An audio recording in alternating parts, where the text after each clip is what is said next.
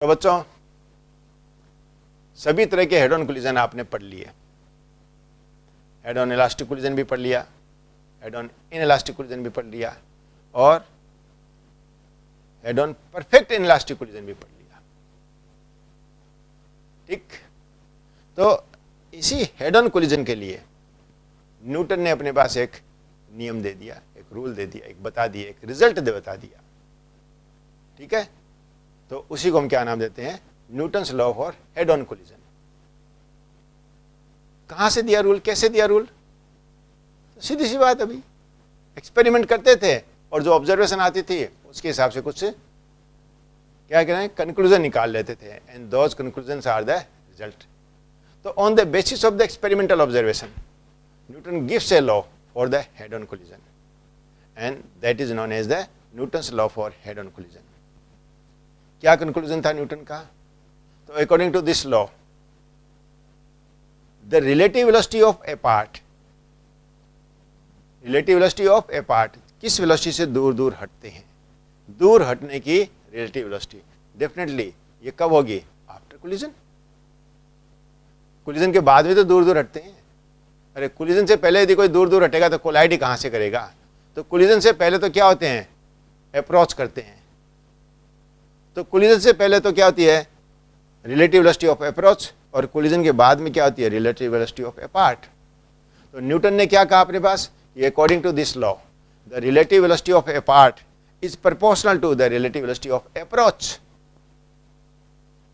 Collision के बाद में दूर हटने की रिलेटिव वेलोसिटी प्रोपोर्शनल होती है कोलिजन से पहले पास आने की रिलेटिव वेलोसिटी की। आई बात समझ में? कोलिजन के बाद में क्या देखते हो कि दोनों ऑब्जेक्ट एक दूसरे से दूर दूर हटती है। जो सेकंड ऑब्जेक्ट है वो तेजी से चलती है और फर्स्ट ऑब्जेक्ट धीरे धीरे चल रही है अपने पास, उसके पीछे पीछे चल रही है। तो relative velocity of A part कितनी हो गई, v2 माइनस v1। कोलिजन से पहले हमने क्या लिया था कि u1 is greater than u2। First object second object के पास में आ रही है, तो रिलेटिव वेलोसिटी ऑफ अप्रोच कितनी हो गई, u1 माइनस u2। तो इसका मतलब हमारे पास अकॉर्डिंग टू दिस लॉ क्या आ गया अपने पास कि v2 minus v1 is proportional to u1 minus u2। ये बात आ गई। अब इस प्रोपोर्शनलिटी साइन को हम क्या करते हैं, इज इक्वल टू से एक कांस्टेंट से रिप्लेस करते हैं। तो हमारे पास क्या लिखा गया है, इक्वेशन क्या लिखी गई कि v2 minus v1 is equal to e into u1 minus u2। What this e is nothing, e is the proportionality constant।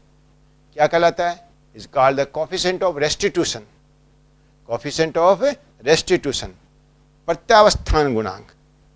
ठीक है, तो E इज इक्वल टू क्या आ गया, E इज इक्वल टू आ गया v2 minus v1 upon u1 minus u2। ठीक है, ये सब हम किस में ले रहे हैं, वेक्टर फॉर्म में भी ले रहे हैं।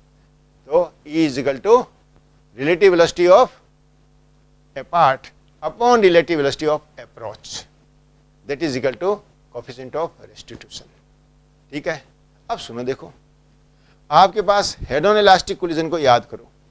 हेड ऑन इलास्टिक कोलिजन के अंदर में आपके पास ये रिलेशन आया था। कौन सा रिलेशन आया था कि v2 minus v1 is equal to u1 minus u2। v2 minus v1 मतलब relative velocity of A part is equal to the relative velocity of approach. ये दोनों आपस में बराबर आए थे, बराबर में आए थे। इसका मतलब E की वैल्यू कितनी है, E is 1 for head on elastic collision. आप हेड ऑन इलास्टिक कोलिजन के फॉर्मूले में देखो, आपको उसके डेरिवेशन में देखो, आपके पास ये इक्वेशन आई थी। It means the coefficient of restitution for head on elastic collision is 1।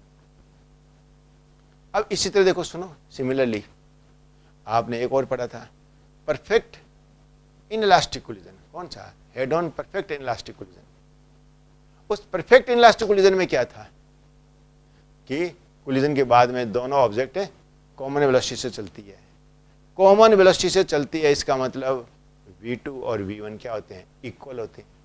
If v2 is equal to v1 और v1 is equal to v2, तो v2 minus v1 is equal to कितना हो जाएगा, 0। तो relative velocity of A part कितनी है perfect in elastic collision में, 0। तो 0 upon relative velocity of approach वो कितनी है, u1 माइनस u2। तो coefficient of restitution is equal to 0 upon something is equal to 0। तो परफेक्ट इन इलास्टिक कोलिजन के अंदर में the coefficient of restitution is 0। ठीक है, और इलास्टिक कोलिजन में coefficient of restitution is equal to 1। ठीक है, तो जो इनइलास्टिक कोलिजन है जिसमें क्या देखते हैं अपने यहां से कि दोनों ऑब्जेक्ट डिफरेंट वेलोसिटी से चलती है, although there is a loss in kinetic energy, there is a loss in kinetic energy. यदि काइनेटिक एनर्जी में लॉस होना है तो the relative velocity of apart और रिलेटिव वेलोसिटी ऑफ अप्रोच ये दोनों बराबर नहीं होनी है। रिलेटिव वेलोसिटी ऑफ अपार्ट होनी है, दूर दूर हटने का जो रिलेटिव वेलोसिटी होगी वो क्या होगी, कम होगी, और रिलेटिव वेलोसिटी ऑफ अप्रोच क्या होगी, ज़्यादा होगी। तो इसका मतलब कोएफिशिएंट ऑफ रेस्टिट्यूशन क्या होगा, लेस देन 1 होगा। Coefficient of restitution less than 1 होना पक्का। क्यों कि कोलिजन में क्या हो गया, एनर्जी का लॉस हो गया, एनर्जी का लॉस हो गया, आप दूर दूर हट रहे हैं तो वो उससे रिलेटिव वेलोसिटी से दूर दूर नहीं हट रहे हैं जिस रिलेटिव वेलोसिटी से वो पास पास में आए थे। इसका मतलब v2 माइनस v1 की जो वैल्यू होगी वह u1 माइनस u2 से कम होगी।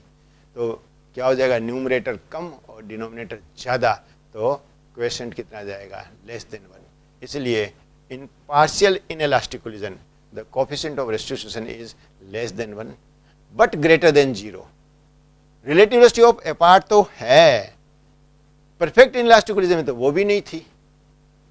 इसलिए कोएफिशिएंट ऑफ रेस्टिट्यूशन की जो वैल्यू आती है वो कितनी आएगी, लेस देन और इक्वल टू 1।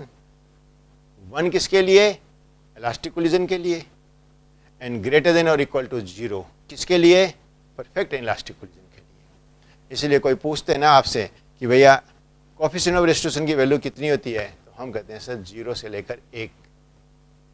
0 से लेकर 1, 0 किसके लिए, परफेक्ट इलास्टिक कोलिजन के लिए, और 1 किसके लिए, इलास्टिक कोलिजन के लिए, और 0 से ज़्यादा और 1 से कम किसके लिए, तो पार्शियल इनइलास्टिक कोलिजन के लिए। वही बात समझ में। तो ये है Newton's law for head on collision. बात हुई क्लियर।